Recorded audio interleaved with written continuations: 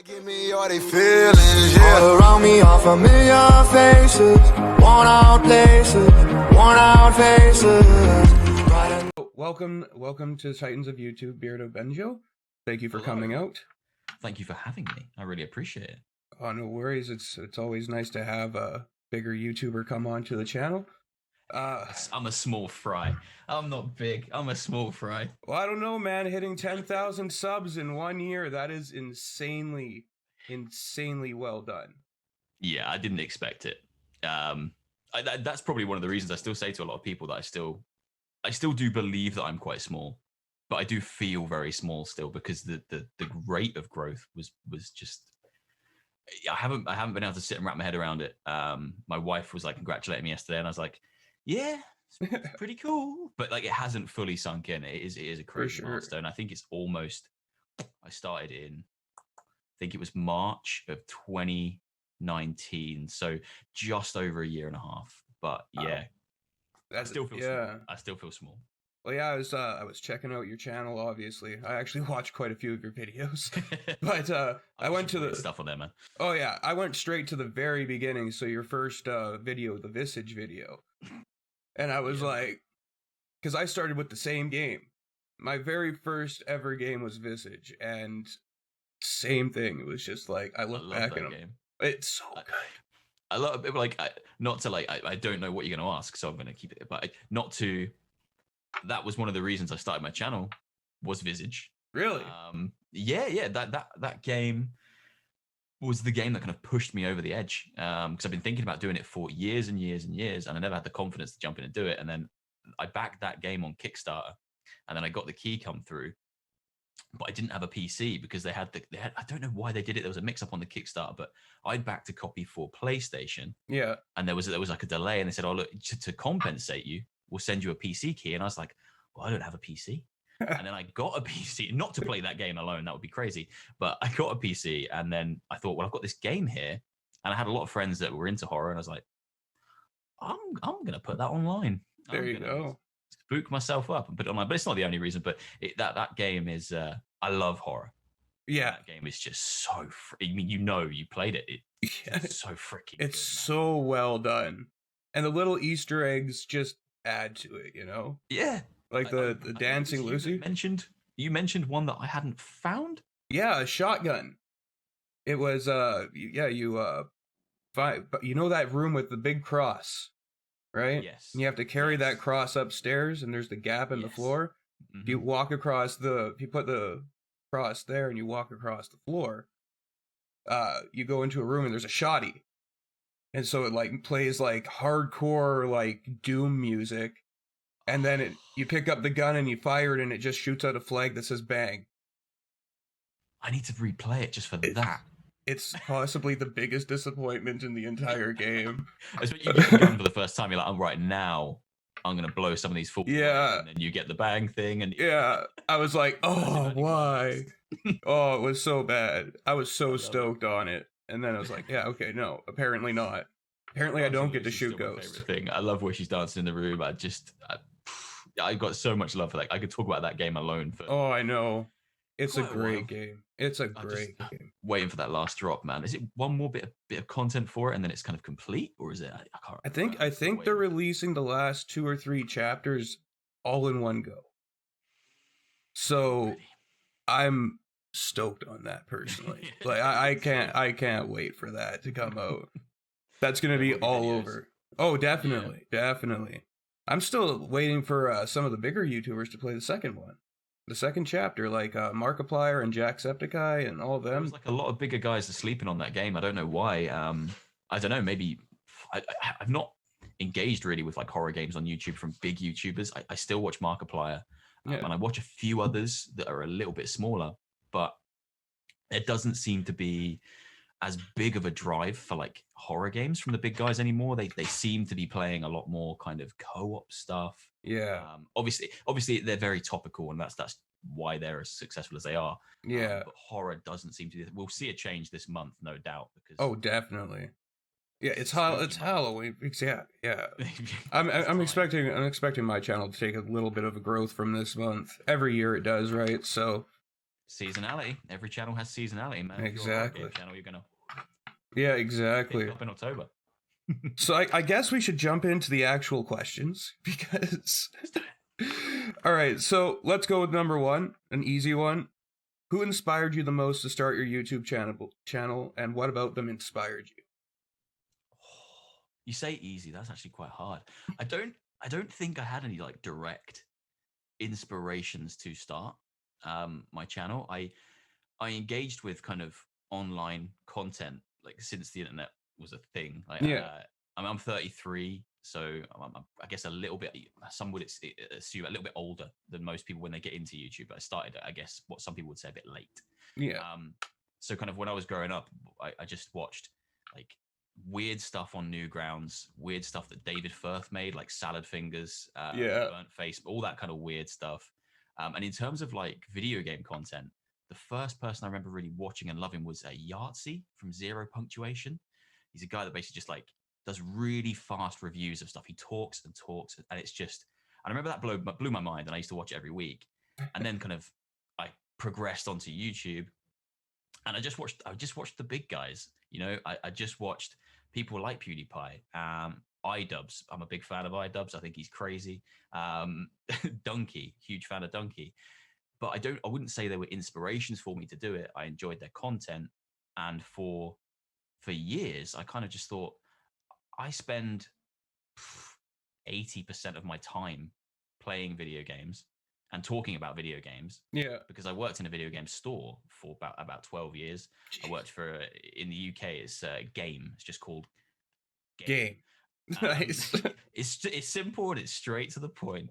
And I worked there for about 12 years. And my favorite bit about that job was the people that I worked with and the people that I served on a daily basis, because everyone had the same passion. We all loved video games. So the best thing about working there was just getting to talk about games all day, every day. And when I left the company, because I thought it's time to try something new, I want to find a Monday to Friday job. I'm married now. I need stability. Yeah. The biggest thing I knew I was going to miss was talking to people about video games.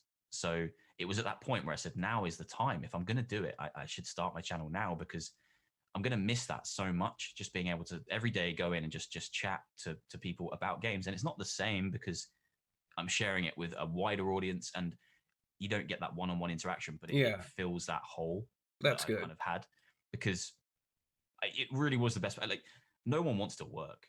No. I mean, if we could all just not have jobs, we wouldn't. But the best bit about most jobs is usually the people, and it was definitely the case there. And speaking to them on a daily basis about the thing we loved was exactly what pushed me to finally do it. I thought about doing it for years, and I was like, I'm not confident enough. I don't know what I'll be like on camera. Yeah. Nah, I'm not doing it. And you know yourself. I mean, you've made the leap. You've done it. It took me a long time. That first video is the one of the hardest for sure. I remember. Yeah. It's crazy. Oh, I sat there. I think I recorded the intro for it like 40 times. I'm like, I'm not ready. Yeah, it was. For my first probably 6 months, maybe the first 6 months of me being on YouTube, the process of me recording a video would take hours, like actually hours, because there's so much stopping and starting. I'd be like, hey, go. Oh no, that's not good enough. Hey, no, that's not good enough. And I'd be stopping and starting and stopping and starting. And now I literally am at that point where I hit record and whatever I do just goes into the video. Yeah, exactly. Yeah. It's just second nature now. But at the start, it's so tough. But yeah, building up the confidence to actually do it took me years. And I wasn't like the most confident when I was younger. And a few people kind of talked me out of it. I'd floated the idea before and been like, I want to get a PC and do YouTube stuff or streaming. And people were like, nah, don't do that. Don't do that. I didn't have the confidence back then to turn around and say, no, I'm going to do it. So I was like, oh, okay. Yeah, maybe. Yeah. Maybe I just won't do it. So yeah. It took long. I mean, like, if I'd got into it, you know, back when I thought about first doing it, I don't know where I'd be right now. I don't know if that would be something, but it's all well and good to think about that. Exactly. It's all about now, you know, I've dumped into it now and I'm loving what I'm doing. So exactly. Well, that's great. And, you know, a lot of people look back and they're like, oh, I wish I started it like 5-10 years ago. And it's like, you don't know where you'd be. In that time, you'd be competing against the growth of the big names that are now. And for that, it could have just changed the entire ratio of where you come from, right? So Exactly. Everyone assumes that back then it was easier to grow, but I wasn't there, so well, that's something to be based on. monetization was a lot easier back then because it was like you only had to have like what was it, 10,000 watched hours, and that was it. There was no The requirement. That was the requirement. There was no subscriber requirement at all. If you got 10,000 watched hours, you're good to go.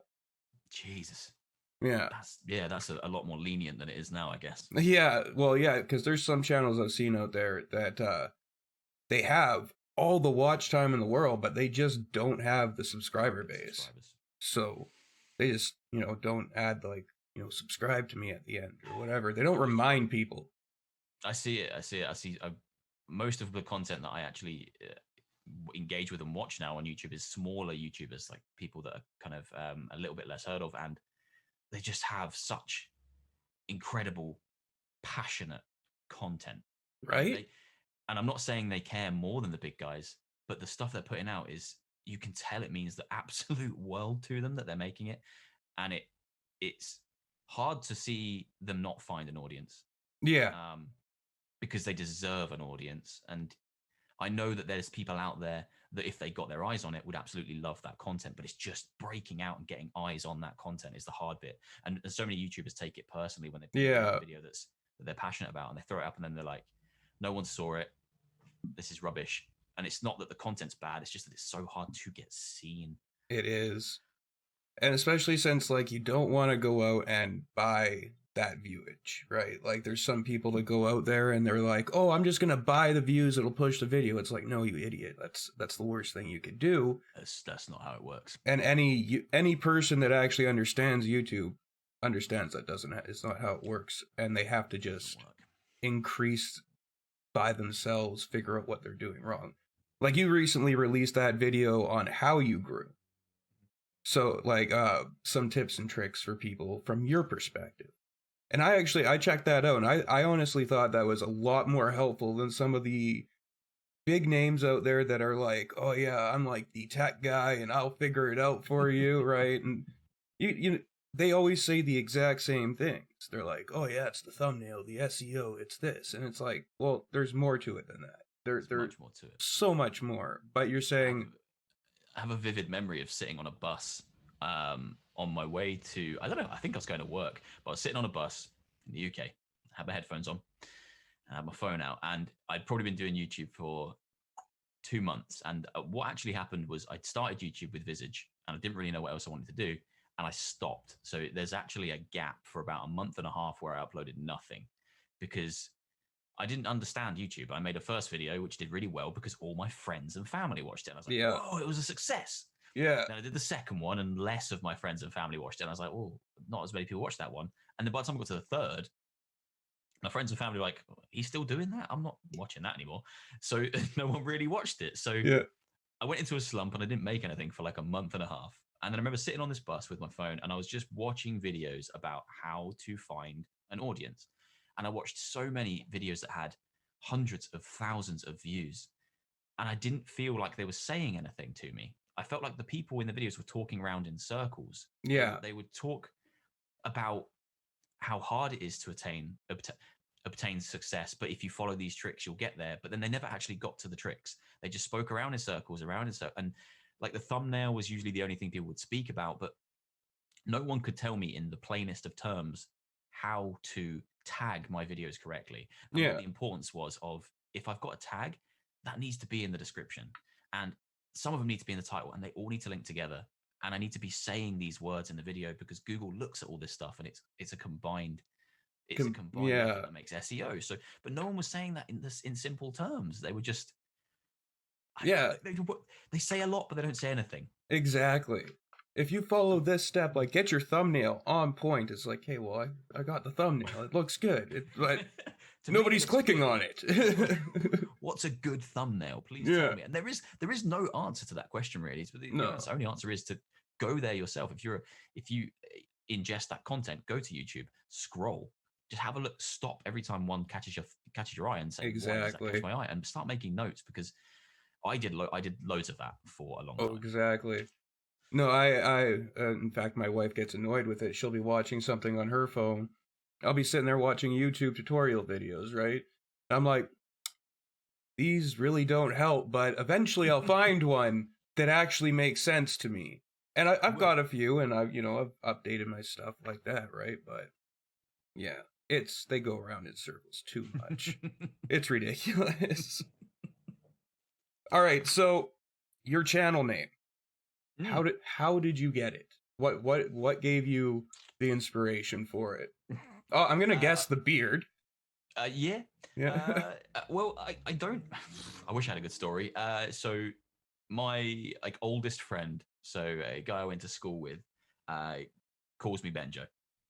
It's pretty much as simple as that. So he's always called me Benjo, and his name is Jamie, so I called him Jambo. Okay. There's no literal logic to it more than that. And I used to play a hell of a lot of Banjo Kazooie, so there might be a Benjo Banjo thing from there. That might be where he got that from. So Benjo kind of stuck, and a few people call me. I get called all sorts of things. My name's actually Benjamin, but people call me like Ben, Benji, Benjo. But Benjo sticks with most kind of friends. So I always knew Benjo. I wanted that, and the logical part of my brain was like, think of something that kind of rhymes, because something that rhymes and's easy to say will probably stick with people more than going for any. And I didn't want to have gaming in the title. Yeah. Because I wasn't sure at that point if gaming was all I wanted to do. Yeah. And in retrospect, I'm kind of glad I didn't put it in there, because I do like the simplicity of just Beardo Benjo. Like, yeah. I've had a beard for as long as I can remember. The only issue with it is if I now want to not have a beard, that's kind of not an option anymore. Because, yeah. because of the content. So you built it into your identity. This is it. I've cornered myself into, I always need to have a beard, or I have to change the entire channel. And I'm not making a new thumbnail and any of that stuff. So I just have a beard now. So, but yeah, nothing amazing behind it. Just I have a beard. Friends call me Benjo. I mean, some of the best channels are named that way. Markiplier is just like, yeah, it's my name with a plier at the end of it. No creativity for it, but he's one of the biggest names out there. It's one of the biggest there are, yeah. I think if you put too much thought into it, you can overthink these things, and then they become convoluted, and then exactly. I think they should roll off the tongue, and it should be just kind of punchy. Exactly. Not too many syllables, just bang, bang. Beardo Benjo, done. Easy.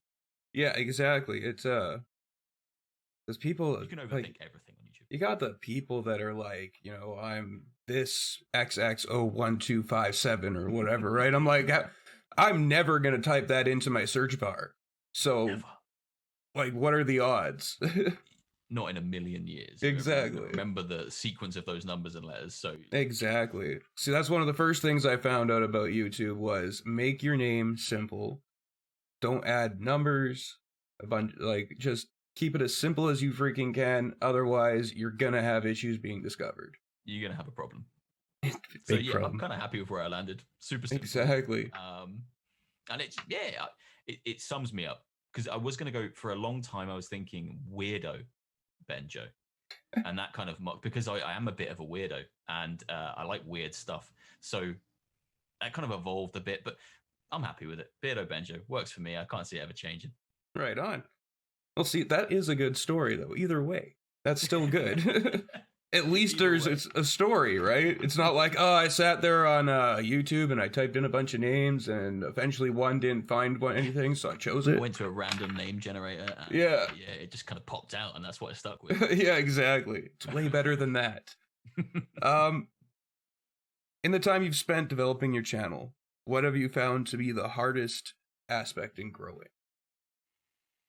Oh, man. There's many hard aspects. I think the hardest thing, and we already touched upon it, is two things. It's understanding SEO. Because if you're like me, that stuff's boring. And you look at it, and when you want to make YouTube videos, you just want to have fun and you want to be creative. It's a creative outlet for the people that do it anyway. The reason we all do it is because we're fundamentally creative people, and we enjoy something. We're passionate about it, so we just want to get to the fun bit, and that's making the video, throwing it up there. And exactly. The boring bit is the learning part. It's it's writing descriptions, it's writing tags, it's understanding how searchable and clickable a certain title can be. It's the 2 hours or more of work that people don't see that goes into each video. It's the hardest bit, but it's the most important. I think if you just decide to not engage with it, you probably will struggle to grow. Yeah. Fundamentally. And I didn't engage with it for quite a while, but my approach to content has always been quite topical. And if something new comes out, regardless of whether I think it's got an audience or not, I usually, if it appeals to me, I'll just make a video on it. Yeah. So I've always tried to be quite topical. So I've found growth quite easy compared to most people because I'm quite free to I'll just try anything. I'm like, oh yeah, that game I'll try it. I'll make a video and I'll throw it up. So there's some videos that I've done that I just honestly disregarded as I was like, this is not going to get any views. Yeah. The first example was a free game that landed on Steam called Paunch. Paunch. I don't even know if it's still there. But the entire game is an online game where you played as a big, like, fat dude. Not a sumo wrestler, but he kind of looked sumo wrestler-esque in a tiny little pair of pants. And you were fighting against another big fat dude in a ring, and you had to throw rocks at each other. That was the entire game. And I saw it on Steam, and it was free. And I remember the day, and I was like, yeah, all right. And I recorded a video for like half an hour, edited it, made a really like weird meme thumbnail, and I threw it up. And I remember tweeting, and I was like, "This is the best video I've ever made. This is the peak of my YouTube career. Get ready, it's going to explode." And I did it all in. Obviously, it was sarcasm. Yeah. And it was my first video to break 10K views, and then it just went and went. And like by the end of the week, I was like, "When's this going to stop?" I don't know if it hit 100K, but I think it got close. And that was I just try weird things. Yeah. So I've never had the real struggle with growth that some people have because they're a little bit more laser focused than me, I guess. And some people will say, I'm just going to do horror games, or I'm just going to do retro horror games. And I think that's good because they're the things you're passionate about. So you should do those things. Yeah. But it's going to be hard to grow because so many other people have done those things already. So exactly. The second thing about growth is USP, and it's understanding what makes you unique and what is your unique selling point. Because it's fine to just say, I'm just going to play retro horror games. But if you also want the growth, you kind of need to analyze yourself and understand what you do that's different that other people aren't doing. Because if you just play Resident Evil, the original version again for the 400 millionth time, and there's 400 million videos on YouTube, what makes people want to click on yours? So I think the two hardest things are accepting the boring stuff is important. Yeah. Because otherwise you won't grow. And two, be true to yourself. Do the things that you want to do. But if you also want growth on top of that, I think you do need to take a step back and kind of say, right, what can I do differently? I can't just play this. Yeah. Because I'm competing for an audience that's almost already been absorbed. Exactly. And I think that honestly, they're the two hardest things. They're the things I spent the most time doing in my downtime and worrying about in the evenings, like, oh, I'm never going to understand SEO, or like, what do I do that would make someone want to watch me play this game, but not this person? And it takes a long time, and I can see how it would wear down on people over a long period of time. If you've been doing this for years and years and years, and you're not seeing the results, I can see it. I have days where I burn out, so I can tell that others would feel exactly the same. It's tough. It is, yeah. Having the resolve to push through is a big part. You just got to be thick-skinned and just want to do it. Yeah, no kidding. Like, you got to keep pushing, and you got to. Every time somebody talks to me about it, I'm like, you got to do the research. You got like, in the age of information, being ignorant is a choice. Especially about something that you're trying to be successful at. Yeah. It's like Walmart wasn't built, by a guy being like, oh, well, I'm just going to start this huge chain because I have the money. Mm-hmm. It was a dude with a small store and built up. You wouldn't apply that logic to like anything else in the world. Like if I wanted to, like I taught myself to play the guitar. If I wanted to learn the guitar, but then chose not to look at anything, I couldn't also expect to be good at the guitar. Exactly. Exactly. You have to do the learning. I know it's boring, but you have to do it. Otherwise, you won't change. Exactly. Yeah. It's very true. It's very true. From the start of your YouTube journey, what surprised you the most about it? I've been surprised. I get surprised daily. Like, there's something surprises me daily. I've been super surprised at I've been surprised that I've grown immediately because I genuinely didn't expect it. And I say this every time I hit a milestone. I'm like, I genuinely did not expect to be here. My little brother, who's like 3 years younger than me, he has a YouTube channel that he doesn't really engage with anymore. And he started with it back at the advent of YouTube. Okay. And he kept it a secret from everybody. And I only found out a few years back that he's got 26,000 subscribers. Jeez. Yeah. And he's got a couple of videos that have broken the 1 million view mark. But he doesn't want to do it as he just does it when he fancies it. It's not something he ever wanted to pursue. So if he feels like making a video, he'll make one, but he's not too fussed. So he's got this really kind of lackadaisical attitude towards it. And I admire that hugely. No kidding. So when I found that out, I looked at it and I was like, oh my God, he's got like 26,000 subscribers, videos with 1 million views. And he started back when, it was easier to grow on YouTube. Yeah. I was like, he was my benchmark. Yeah. Like, if I can even get close to him, I'd be well impressed. So my growth has surprised me. That's a good surprise, though. It's the best surprise. I genuinely didn't anticipate it. I'm surprised. I'm surprised at how thick-skinned you need to be. It's something I never fully anticipated before I went in. When you start doing it, you think it's going to be all kind of rainbows and sunshine and happiness. And some days it's hard because people online have no filter, and whether it's they don't care or they just don't understand, I'll sit and make a video that will take me, a good few hours of my day, and I do it because I care about it and I throw it online for good fun.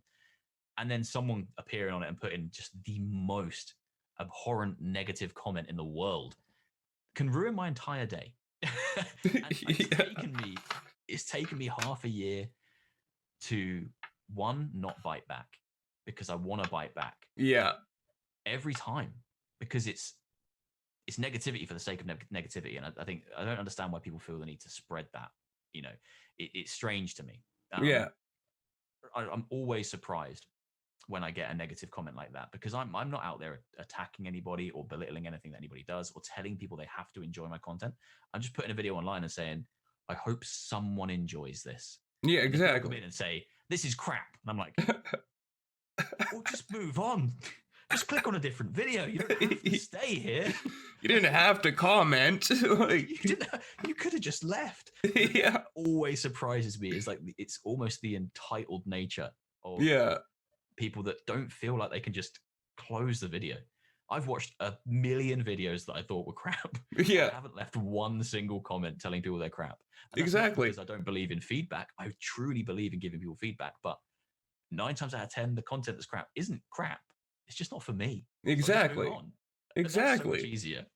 Right. So I've always been surprised at that. I'm always surprised at the just unfiltered negativity that can come through, but it's a small percentage, genuinely.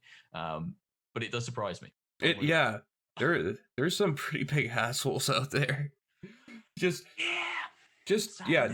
negative for the point of just being negative.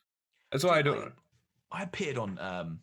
I didn't ever see it myself. Someone sent it to me. I appeared on the front page of the Last of Us 2 Reddit, and that is the most toxic place in the internet. Don't go there. Okay. But one of the voice actors for The Last of Us, she received death threats after the game came out. Jesus. Because people hated that game so much, and they hated her character and the actions of her character. And I won't go into it because spoilers, even though it's been out for a while. But basically, I commented on her status, and so did thousands of other people. And I basically commented just saying that it's absolutely it's just disgusting that people can threaten your life because you acted as a character in a game, and it's horrible. Did your job, right? You did your job. People threaten your life. Yeah. And the people that I guess had agreed that she should have her life threatened took my tweet and put it into Reddit, and people just flocked to it. Like, look at this. white knight simping for her, and I was like, oh my god. And then a few of them came to my channel and just started commenting on some of my videos, like, oh, you're that white knight that loves The Last of Us 2. And I was like, I just don't believe someone should be threatened to die because of a video game. Yeah. And yes, I did enjoy that video game, but that's irrelevant. Like, the anger on the internet I don't think it will ever stop surprising me, and I think that's a good thing. I think the day it stops surprising me, I've just become immune to it, and I never want to become immune to the anger on the internet. So if you're going to start a YouTube channel, there's angry people out there. Yeah. For them to come for you. They will come, but just ignore them. Get some thick skin and just brush it off. Don't rise to it, because rising to it actually makes it worse. I think they do want you to turn around and say, you know what? And it's just not worth it. No, just ignore them and continue on with your day. Because if they can come up with that creative of a response in a negative fashion without you saying anything, imagine what they're going to do with what you say. Oh yeah, exactly. They're ready. They're ready for everything you throw. Oh yeah. They're trained for this moment. Right? There's a whole subreddit of people with like for nasty insults or best burns or some shit like that. God. What? My wife watches that on YouTube. Some guy reads them out, and I'm like, "Why are you watching that?" She's like, "Some people are vicious." It's like, yeah. Seriously, like market research. She's just finding out what's out there. You know, exactly. Just to know, like. Oh, it's the things people can come up with to say that make sense and are really insulting are just insane. It's a scary place. It is. Imagine if they put that creativity to something good. We have so many amazing things. Exactly. So many problems. Exactly. No, let's just be angry. Angry on the internet. Let's call it that. Okay, so I know you've already answered this, but did you ever think that your channel would grow as big as it did as fast as it has? No. Just no. Next question. Next. honestly, no. I genuinely didn't. I worry on Twitter because Twitter has you don't have like voice. It's just words that I sound insincere when I say things like I didn't genuinely believe that I'd get to this point. But it is sincere, and it's moved at a pace that I haven't expected. And a lot of it's due to the choices I've made in the content I put out. So it's a blessing and a curse that my range of games that I like is like from here to like right over there. Yeah. I will play the cute, cuddly, fluffy game, and I'll have the best time. And then I'll play a game where you literally like tear people's heads off and rip out their entrails, and like I'll love that just as much. Yeah. So my span of content is huge, but it appeals to a huge amount of people because of there's so many different things I do. But it is a blessing and a curse, because the people who come and watch my Animal Crossing content aren't going to watch me rip someone's head off and pull out all their entrails. So catering to lots of different micro audiences within my channel can be difficult. But for me, as long as I just keep playing the games I enjoy, it seems to be working. But yeah, a lot of my success has come from things like the Animal Crossing videos, which are seasonal. I'm lucky enough that I got a few that landed really well, and they tend to get 50 to 60,000 views a video because I'm just telling people which bugs and fish are leaving Animal Crossing each and every month.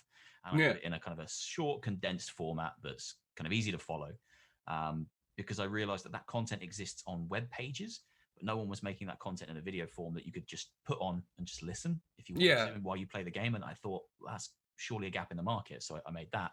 And they've been a huge contributing factor to my growth, because each time I put one out, I can see it on my analytics, and I don't look at my analytics much. People would tell me off for that, but I really don't look at them that much. You can see these spikes at the end of each month because of the Animal Crossing video that I put out.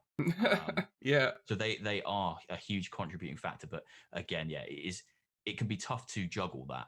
Oh, no if kidding. I went, full throttle into Animal Crossing content, it would be great, and I would have a good time. But I wouldn't be being true to myself because there's so many other things I'd like to play. So exactly, but it's hard to convert those people into getting them to watch. Oh yeah, horrible horror stuff. Exactly. I'm trying to open their eyes to it, but then they don't want it. Exactly. It's who knows? Who knows why? I mean, yeah. I'll keep trying. We'll see what happens. Yeah, see, I did the thing where I was like, oh, you know what? I'm gonna jump on Minecraft, see if I can get some of those people. No, They're no, not coming away from any of the big channels. no, I tried and really, like Minecraft is that. I'm not creative in building. I like Minecraft. I like Minecraft. I can't build. Yeah, I've got quite a creative mind for that kind of thing. But I made a Minecraft video not that long ago, and I was like, right, this is it. Yeah, Gonna get those Minecraft fans. Gonna bring them in. It's time. yeah, It did okay. I think I haven't checked it. I think it got a couple of thousand views, which is good. yeah. But that's a market that's tough to break because Oh. there's that Roblox. Yeah. There's established creators there that have cornered that market. If you appear now, you're too late to the party. Oh, exactly. Like, who are you? You're playing Minecraft now. You're starting now. Yeah. You mad person. Exactly. I started playing Minecraft when the beta was out. Yeah. But I'd never thought about YouTube at that point. So imagine if you were like just imagine, it's that imagine factor. Yeah, I did that thing. Yeah, Minecraft when it came out online. Oh, the views. Imagine if I was streaming myself playing Fortnite when that came out. I'd be ninja at this point. I wouldn't, because I was always shit at Fortnite, and nothing would have changed that. So no, I was never destined to be ninja. See, I still play that with my kids and my wife from time to time, but I don't have any doubts in my mind I'm possibly one of the worst players out there. Oh yeah. Same. But I'm like, whatever, I'll play it. Kids enjoy it. Fundamentally enjoy that game. That game is fun to play, but not against people who are good. Yeah. The fun stops. Yeah, exactly. Like, I'm running around like, this is great. And then they appear and they build like the Empire State Building. Yeah. And they snipe me from the top before I even realize what's happening. And I'm done. Yeah. Never again. Thanks for that. That was cool. Cheers. I can build like one wall, and that's it. That's my defense. I know, right? I just jump back and build a wall and wall. I'm like, this is good. This will protect me. Jesus, that's like advanced tactics right there. No, I get killed way too often. My wife's actually good at it. She doesn't build is the thing, but she's good at the game. She doesn't build or shit. Tactic about just going in and just shooting people. Yeah. Just don't worry about the building. Just shoot people. Exactly. Okay. Turn it into Warzone. Yeah. And that's I can play that. That's fine. There's no building in that. Exactly. All right, so we have obviously gone past our half-hour thing. Oh, we're just flying through. Yeah. Giving you more editing to do. Oh well. That's all good. I enjoy the editing part. I really do. I love it. Yeah. It's fun. It's better than the SEO for sure. 100%. But okay, so what aspects of YouTube annoy you the most? Annoy me the most? Yeah.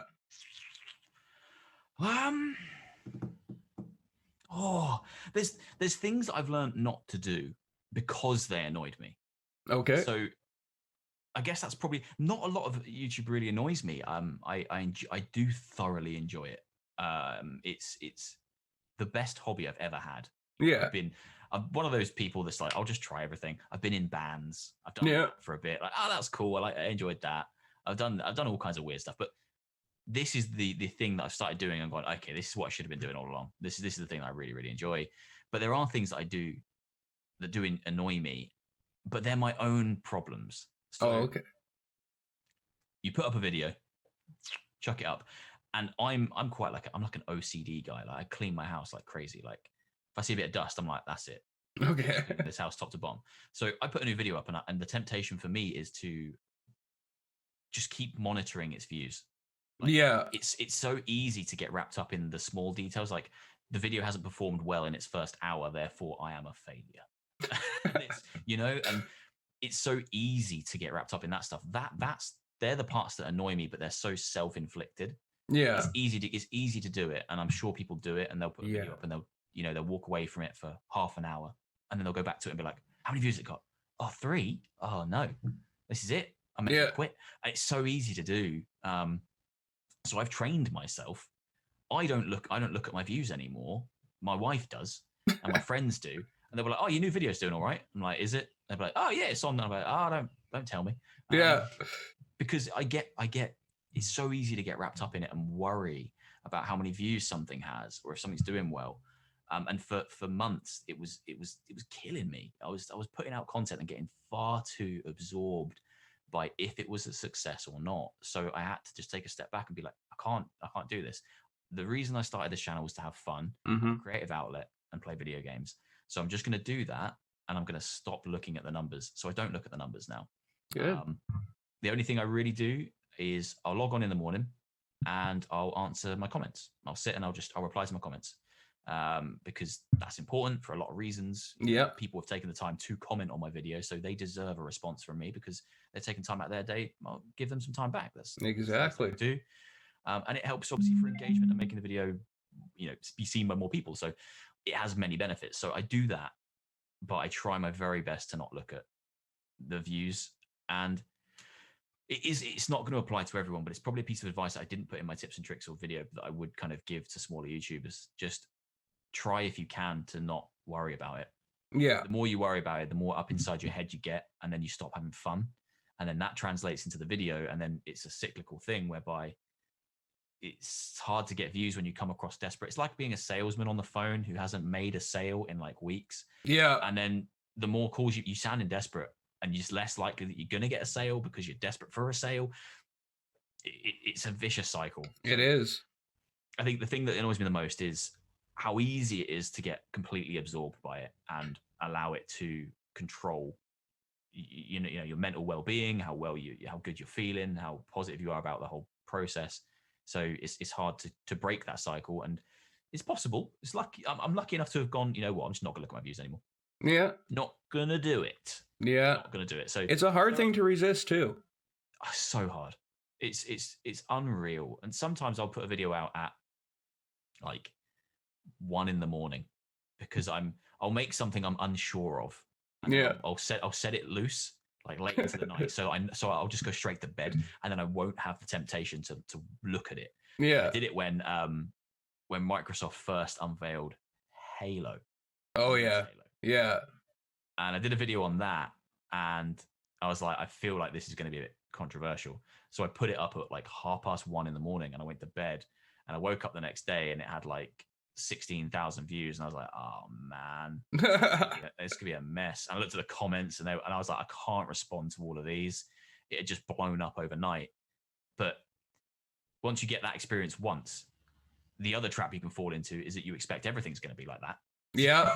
So you chuck something up that you're like really proud of, like that video is going to do well. You throw it up, and then you come back to 2 hours later and you're like, oh, I was certain it's good. So it's very easy to get obsessive about stuff on YouTube. It really is. It's best to just not. Yeah, just don't give a like. The numbers are one thing, but you came into this to enjoy it. Yeah, like there's a large group of people that do come in it for the numbers. They're trying to make it their living, right? And I can't say that's the wrong thing to do, but I don't think it's the right mindset to put yourself at. You know what I mean? I would agree. I think you have to. I think it's absolutely fine to be upfront and say to people, I would love to do this as a living. Yeah. Because fundamentally, if someone asked me tomorrow, hey, look, do you want to do this as a living? Like, yeah, sure. Of course I would. Yeah. I get to be at home. You know, my wife works from home. I spend time here. I'm comfortable. I do something I love every day and get paid, and I can pay my bills. Exactly. You would be a liar if you said no. Exactly.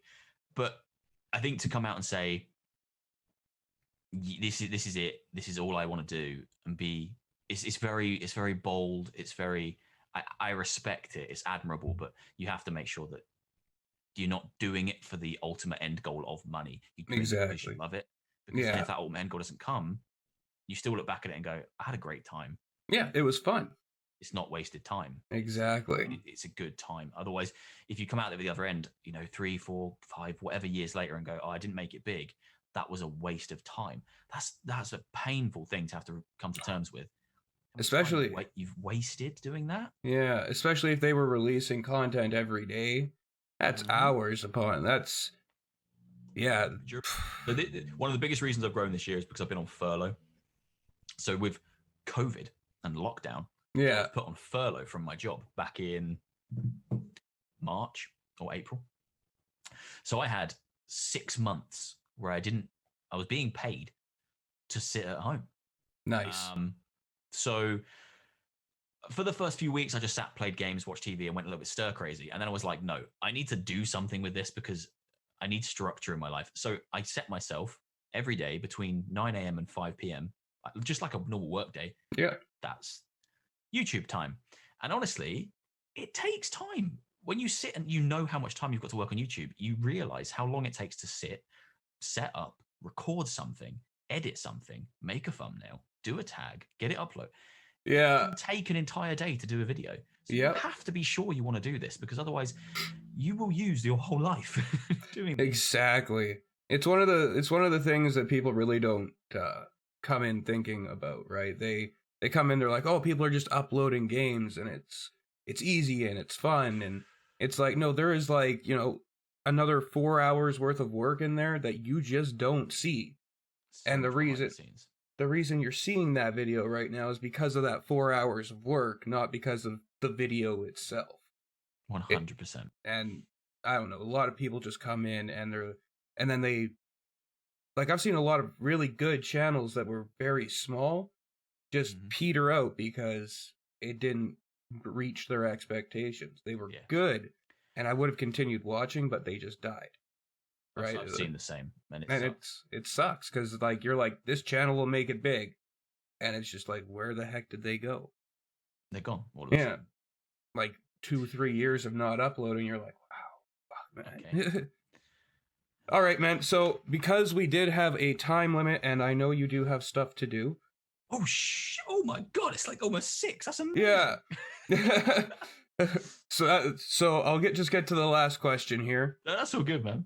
So just to wrap everything up, what would you like to say to your viewers and subscribers?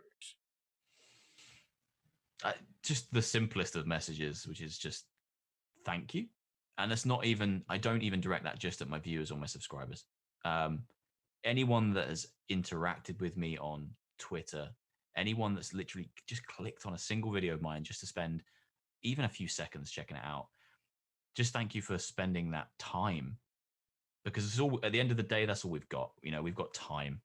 And if you've chosen to spend that time checking out some weird beardy English dude playing games on YouTube, that's cool. and it genuinely makes my day when I get comments from people, even if they're not like positive about the channel, but they're just comments about video games that I can engage with. Then you're fulfilling the reason that I started doing this in the first place, and that was to talk to people about games. This right now, like being able to talk to you about video games and YouTube, that's fucking cool. I don't know if you have swears in your videos, but that's fucking cool. So like, it's the reason I started. And for all the people that have subscribed, for all the people that have viewed, for all the people that have liked, even if you dislike, if you don't like it, that's fine. Thanks for coming by and just giving me a shot, because that's all we've got, and I'm just trying to make the best of it. And it blows my ridiculous British mind that people have subscribed. So yeah, just thank you, really. Thank you to everyone. It's been crazy this year. No kidding. I would say so. I 1.5 years, 10,000 subscribers. That's insane growth, man. Yes. And congratulations on it. Thank you. I'm tired, man. I bet. I'm working hard. People don't see that, but I'm working hard. You have to work hard if you want to do it. Put your time in. I go back to work in a week. I have 1 more week left of furlough, and then normal life resumes. So things will slow up. I'll still be uploading. Yeah. It won't be, I can't do every day. Yeah. Maybe I can. I don't know. We'll see. I'll push it to the limit. I'll see what happens. But yeah, it might slow up. But yeah, I've been working hard, man, and I'm glad it's paid off. It's been a roller coaster. It's been crazy. For sure. Well, thanks for coming out to be interviewed and, you know, coming on the channel. Thank you for having me. It's been a wonderful experience. It's been a lovely chat. I really liked it. Yeah, it was great. Good chatting with you, man. Hell yeah. All right, man. Well, you have a great night and enjoy your time with your friend. Day? Yeah, I guess. Yeah. It's daytime for you. Yeah, it is. It is. You've got the whole day ahead of you, and I'm getting ready for bed. There you go. Have a good one, man. Yeah, you too. Give me all they feelings, yeah. All around me are familiar faces, worn out places, worn out faces.